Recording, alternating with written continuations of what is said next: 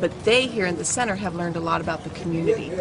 For example, if someone comes here and they have a health problem, they do whatever they can to help with that, but also they serve as kind of a reference point. They will go and look for the specialist and bring them here, so it's a mutual relationship.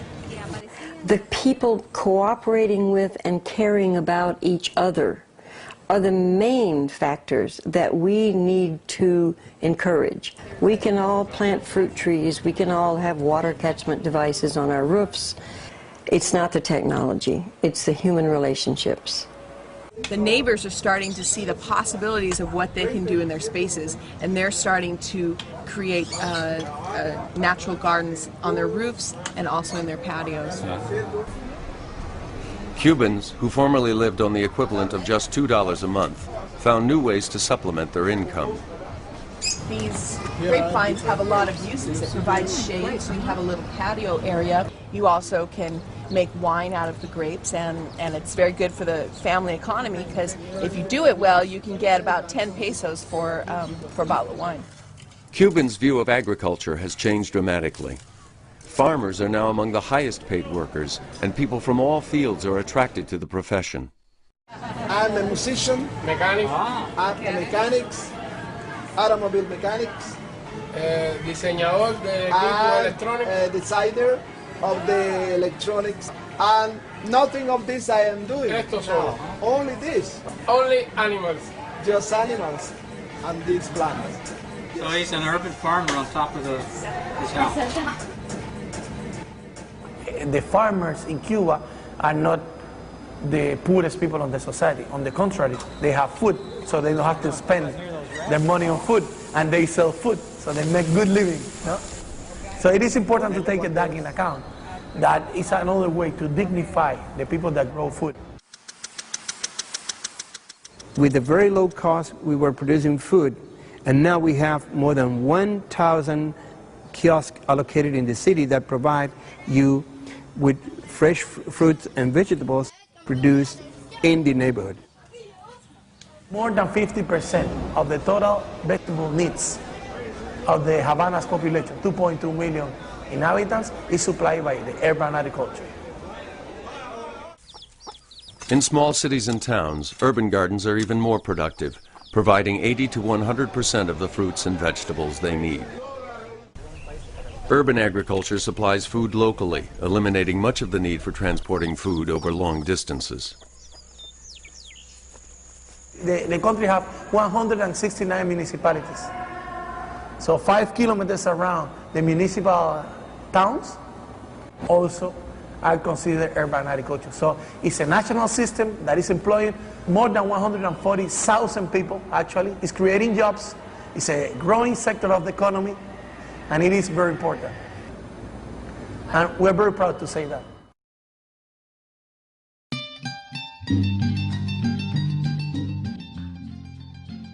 Cuba eliminated the need for natural gas-based fertilizers and oil-based pesticides by developing organic farming methods. Fortunately, research centers had begun studying sustainable agriculture before the crisis. Because of this preparation, the transition to an approach to farming that didn't depend on fossil fuels was implemented nationally within just a few years. Without fossil fuels, more manual labor was needed, making smaller farms necessary and increasing the number of farmers. One of the challenges, the peak oil challenges, is to reclaim land from the large-scale conventional agriculture. Un suelo en formarse trata millones de años y en destruirse muy poco tiempo. Bueno, uno de los problemas que trae la tierra con químicos es la mineralización y la desaparición de la microflora y la microfauna, de la vida del suelo. The soil is a living being. And in the topsoil, in the first 3 inches of soil, is the key. You add chemicals, you damage all of that. So then the soils became almost like sand. So we're going to be having interesting challenges and to rehabilitate the soil. Cuba found that it took from 3 to 5 years to make the land fertile and productive again. Organic needs a transition, no? Needs some time and needs some money to establish the system, because when you get the soil is so damaged and dead that you need to rebuild the soil. You need to bring back the soil to life. You have to follow the natural cycles. So you hire nature to work for you, not work against nature. To work against nature, you have to waste huge amounts of energy. Conventional people use this heavy machinery that compacts the soil, huge tractor, huge combine trucks and things like that. So you have to open the soil again, add more nutrients. The first ethic, to take care of the land, of the earth. This is very important. If we don't take care of the earth, earth will take care of us and get rid of us. Entonces los institutos de investigación empezaron rápidamente a acomodar la agricultura a una agricultura orgánica, tanto desde el punto de vista de pesticidas como de nutrición. For me it's more important how the things that I'm eating are growing or are produced than what I'm eating. So if a vegan eats these heavily pesticide polluted vegetables, he's not doing much. El hecho de empezar a utilizar materia orgánica empiezan a aparecer microorganismos y paulatinamente se va aumentando de acuerdo a los niveles de, por supuesto sistemáticamente, porque si lo dejas de hacer vuelve a lo mismo, Cuba's new agriculture uses a variety of soil-enhancing alternatives to rebuild and maintain the soil. Crop rotation, composting, and green manure, which is a process of plowing young vegetation into the soil. Many tons of organic compost are produced, using kitchen scraps, rice hulls, and other organic matter. Worm humus is made in long troughs, where worms are fed organic waste products. This makes a richer fertilizer than regular compost. Una tonelada de humo de lombriz equivale a 6 de materia orgánica. Today, 80% of Cuba's agricultural production is organic.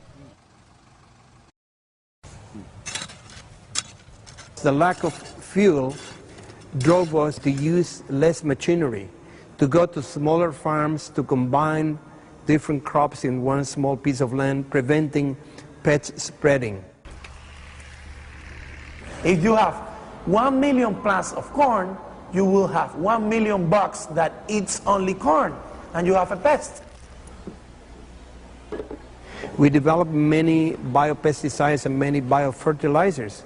Today we are even exporting to Central American countries and other Latin American countries. We are exporting biopesticides and biofertilizers. Remember, Cuba has one advantage. If the population of Cuba is 2% of the population in Latin America, Cuba has 11% of all the scientists in Latin America. It's difficult to grow certain crops in Cuba's heat, so farmers use a variety of mesh covers to cut the sun's rays. We can extend the season and just using something as simple as putting a fabric, a porous fabric over a simple structure that you can remove when a hurricane is coming and you can build again. It's very simple, and this fabric also allows you to control the pest, because you not only reduce the radiation and the heat, but you also reduce the number of bugs entering into the area. In the 80s, in Cuba were used 21,000 tons of pesticides, chemical pesticides. Now it's 1,000. We are using 21 times less pesticides. This is good for the environment, this is good for the health, and this is also good for the soil. Cuba uses crop interplanting to reduce the need for pesticides and make their agriculture more sustainable. Nobody fertilizes a forest, and nobody irrigates a forest. The forest do by itself. So if you are able to create like something like a food forest, your main effort is like pick the fruits and pick the products. And so in that way, the effort is less.